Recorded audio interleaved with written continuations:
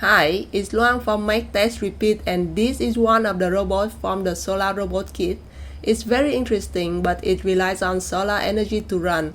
So either you have a stable light source or it won't work.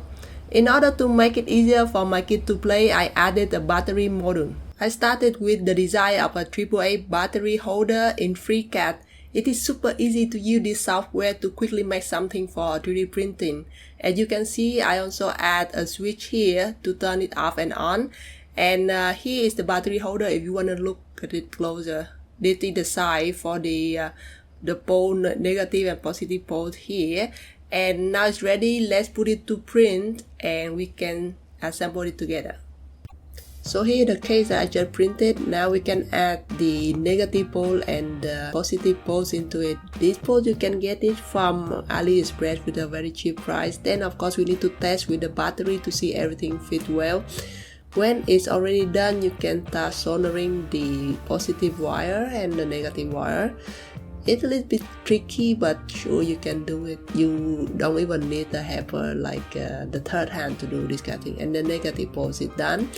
Now the next part is the switch. I just need to bend this positive pole just a little bit like this so the wire can go smoothly into the switch. You measure the dimension that you need and cut the wire out, strip it so that we can solder it into the first side of the switch.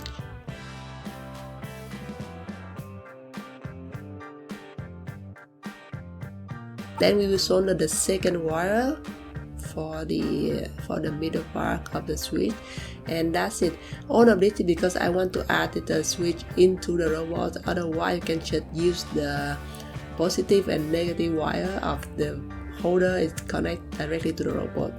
So here is the other side of the positive wire. I cut and strip it like before. Then we can actually screw the switch into the case right now. Now we just need to connect the two wire of the robot with the two wire of the battery holder. If I can do it again, I'm gonna make the red wire a little bit longer so I can make a loop around it. But now it's already too late. I cut it short, so I had to try to put with my finger for the wire to go in. I just don't want to re-solder anything. This should be work fine. The same thing with the negative wire.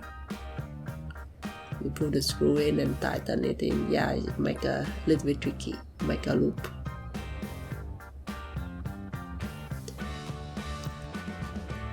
So it's done with the battery holder. You can just need to do a quick test. Put the battery on and you can snap it on the robot thanks to the two hooks on the back side of it, like you see here. And we can just need to turn the robot on. My robot is going backward because I swapped the negative and positive wires.